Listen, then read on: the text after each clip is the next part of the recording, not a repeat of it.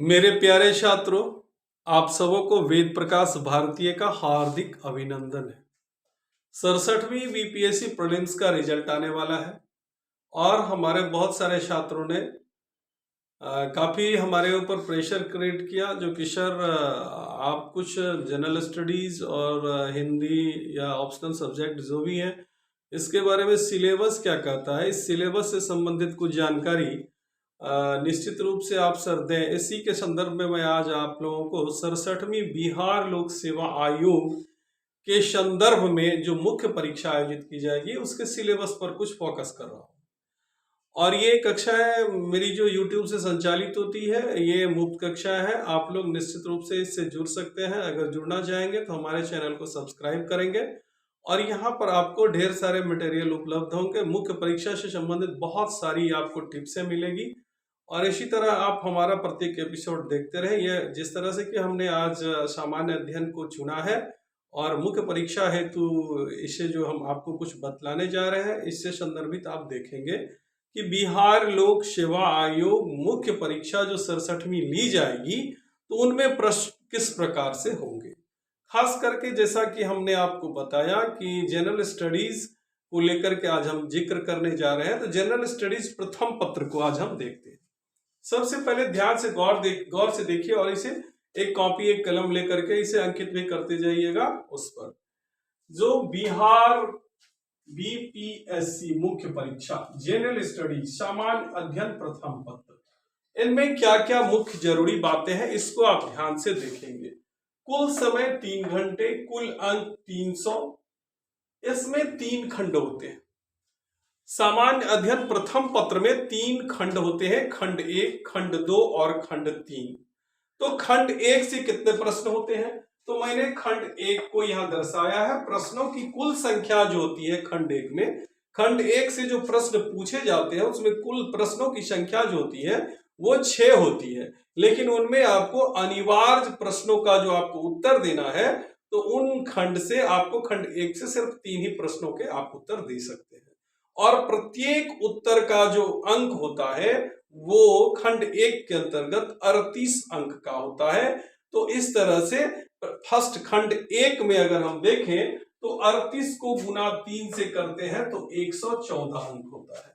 यानी क्या general studies के खंड 1 में जो अनिवार्य प्रश्नों की संख्या 3 होती है तो उनको अगर हम देखें तो कुल 114 अंक के खंड 1 से प्रश्न पूछे जाते हैं। उनके विषय क्या होते हैं जरा उस पर हम लोग चर्चा कर लेते हैं। तो उनके अंतर्गत जो विषय होते हैं वो भारत का आधुनिक इतिहास एवं संस्कृति। क्या होता है कि भारत का आधुनिक इतिहास एवं संस्कृति और संदर्भ क्या होता है। ये जो प्रश्न पूछे जाते हैं भारत का आधुनिक इतिहास और संस्कृति, इसके संदर्भ जो होते हैं वो बिहार के इतिहास, कला एवं संस्कृति के संदर्भ में पूछे जाते हैं।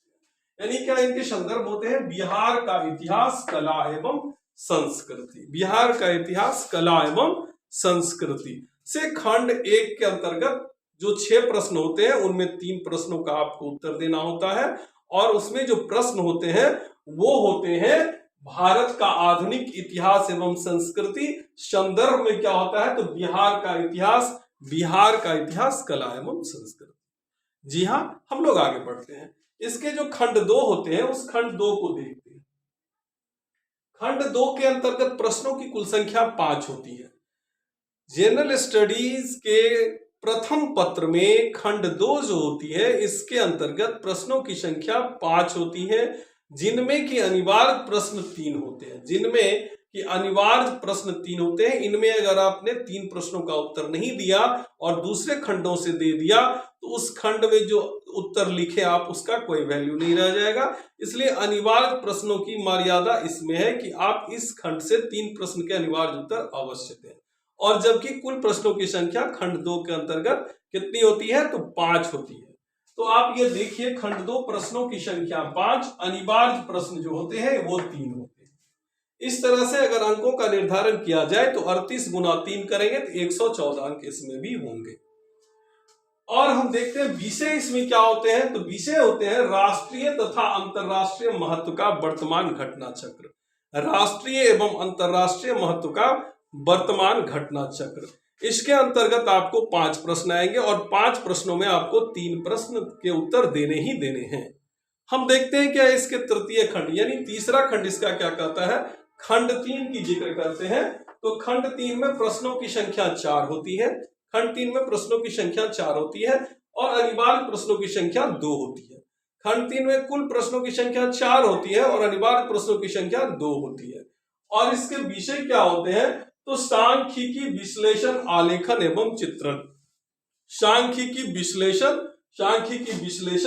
आलेखन एवं चित्रण। सांख्यिकी विश्लेषण, आलेखन एवं चित्रण यानी क्या, इससे संदर्भित प्रश्न आपको 4 पूछे जाएंगे जिसमें कि आपको 2 प्रश्नों का उत्तर देना अनिवार्य है। तो इस प्रकार से हम लोग देखते क्या है कि खंड 3 के जो प्रश्न है वो 2 जो अनिवार्य 4 है और 2 के उत्तर देने होते हैं।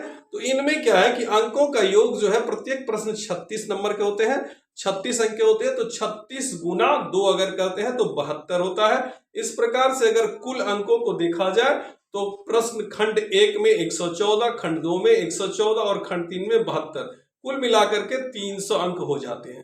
तो बिहार लोक सेवा आयोग के सामान्य अध्ययन प्रथम पत्र में 300 अंकों की परीक्षा ली जाती है और इन 300 अंकों की परीक्षा जो होती है ये 3 घंटे में संपन्न होती है। इस लिहाज से अगर आप देखते हैं तो बहुत सारे छात्रों ने मुझे कहा क्या कि सर इस पर कुछ टिप्स अवश्य दें। मेरा एक ही कहना है आप लोगों से, मेरे प्यारे छात्रों, कि अगर आपको बीपीएससी में पदाधिकारी बनना हो, एसडीएम बनना है, डीएसपी बनना है, कि कोई भी पद अपना अगर आपको सुरक्षित करना है, अगर आपको कोई भी प्रश्न सुरक्षित करना है तो मान के चलिए कि आप आयोग और सरकार का इंतजार मत कीजिए। आयोग और सरकार का इंतजार मत कीजिए। आपको जैसे कि कुल प्रश्नों की संख्या 15 हुई और अनिवार्य प्रश्नों की संख्या 8 हुई, तो 8 में आप स्टैटिकल पोर्शन को छोड़ दीजिए, शेष बचे 6 प्रश्न। 6 प्रश्नों में आपको ये मान के चलिए कि 6 प्रश्न का जो लेंथ होगा, जो प्रश्न आपके 38 नंबर के होंगे, उनका लेंथ कम से कम मिनिमम 800 शब्दों में होना चाहिए। और ये 800 शब्द आप सोच सकते हैं कि 3 घंटा का समय आपको मिला हुआ है और 3 घंटा में आप जो है उस 3 घंटे को अगर आप बराबर हिस्सों में भी बांटते हैं, 3 घंटे को अगर आप बराबर हिस्सों में भी बांटते हैं तो अबाउट 30 मिनट्स करके आपको पड़ता है। लेकिन इसमें अगर इस प्रश्नों को देखते हैं, 6 प्रश्न का उत्तर देना है, तो 6 प्रश्नों का उत्तर अगर हम देखते हैं तो लगभग 24-25 मिनट के करीब जाकर के बैठता है। तो आपको 24-25 मिनट का टाइम निर्धारण करके इस तरह से आपको 800 प्रश्न का उत्तर देना होगा। आप एक अभ्यास कीजिए कि कम से कम हम 7 साढ़े 7 मिनट में कम से कम 250 शब्द लिखें। 7.5 मिनट में 250 शब्द लिखने का आप प्रयत्न करें।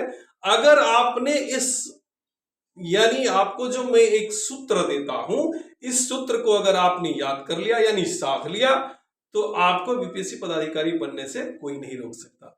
जिस तरह से कि हमने आज अपने इस सामान्य अध्ययन के प्रथम पत्र को, इसके अंकों के सिलसिलेवार अध्ययन को दर्शाया, ठीक मेरी अगली कड़ी में बीपीएससी मुख्य परीक्षा के संदर्भ में मेरी अगली कड़ी होगी। आप उससे जुड़े रहिएगा और मैं उससे सेकंड पेपर को बताऊंगा और किस प्रकार से आप मेंस लिखेंगे इसके बारे में स्नेह जानकारी आपके सामने प्रस्तुत करते रहूंगा। आपका दिन शुभ हो।